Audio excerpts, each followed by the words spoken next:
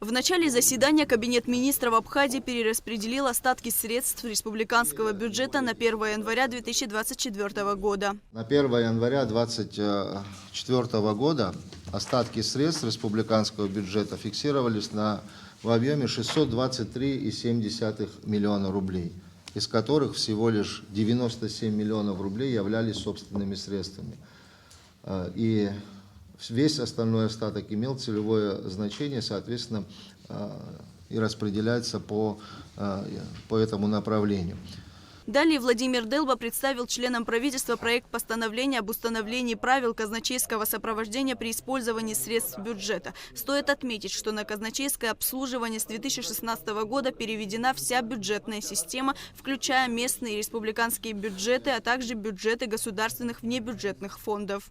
Члены правительства внесли изменения в положение о Министерстве финансов. До того, как будет принят закон о государственной службе, вводится временный порядок распределения средств на фонд оплаты труда. Мы наблюдаем за последние годы о несбалансированности стимулирования работников. Дело в том, что отдельные решения в стране действуют, которые позволяют при неравных условиях, в том числе стажа работы, получать заработную плату работникам. К примеру, могу привести следующую информацию. Работник, проработавший условно в налоговых органах, перейдя на работу в Министерство финансов, в налоговых органах со стажем работы 3 года, перейдя в Министерство финансов, получает в 3 раза больше в соответствии с законодательством, имея классный в соответствии с законодательством страны, чем работник, который трудится в министерстве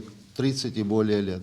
Такая несправедливость, и в принципе несбалансированность этой системы не дает возможность нам привлекать новых работников, соответственно, мы наблюдаем значительный отток кадрового потенциала нашего.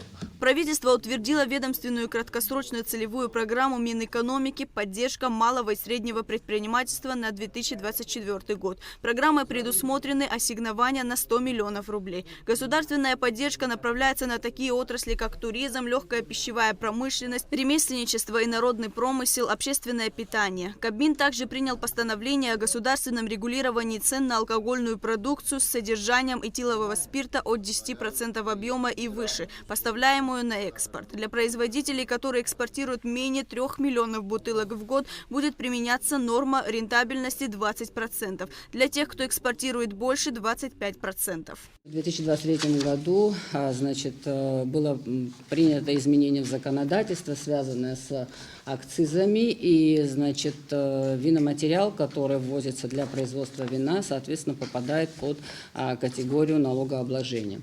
В рамках проведенных консультаций с представителями производителей, такие консультации были проведены в Министерстве экономики с привлечением производителей вина, которые непосредственно экспортируют продукцию в Российскую Федерацию.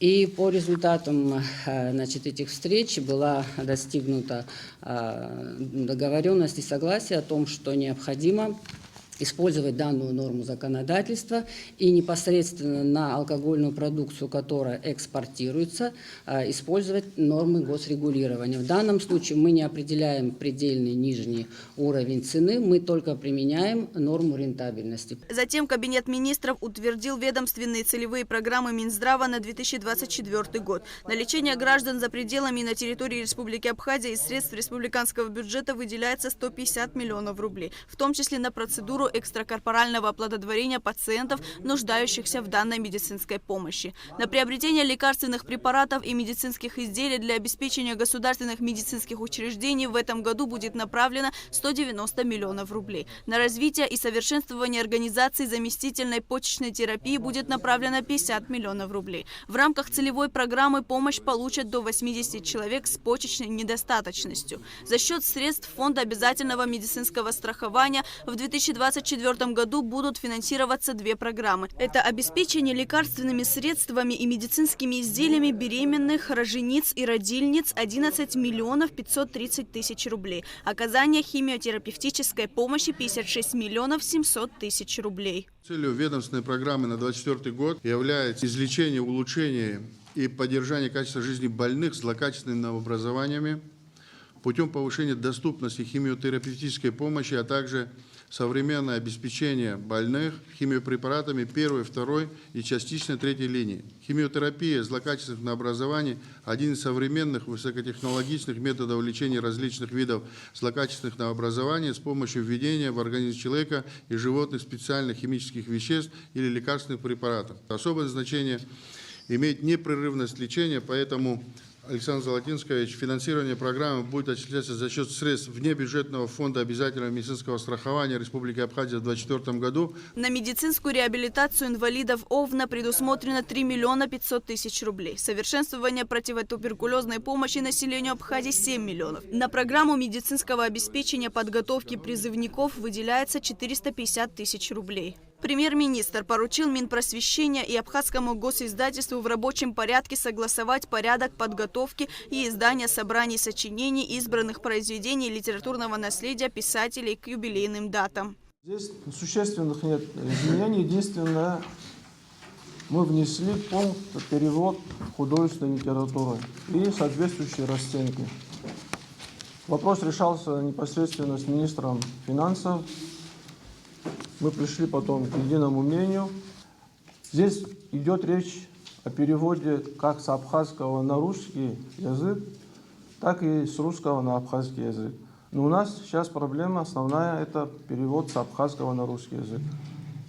Последние 30 лет никто целенаправленно не занимается этим делом. Членам правительства также были представлены отчеты о реализации межведомственной целевой программы за 2023 год, развития демографии и о результатах приватизации имущества республиканской собственности. Решением Кабмина государственному заслуженному ансамблю народной песни и танца присвоено имя Василия Царгуш. Лаура Капш, Тимур Гогохя, Абхазское телевидение.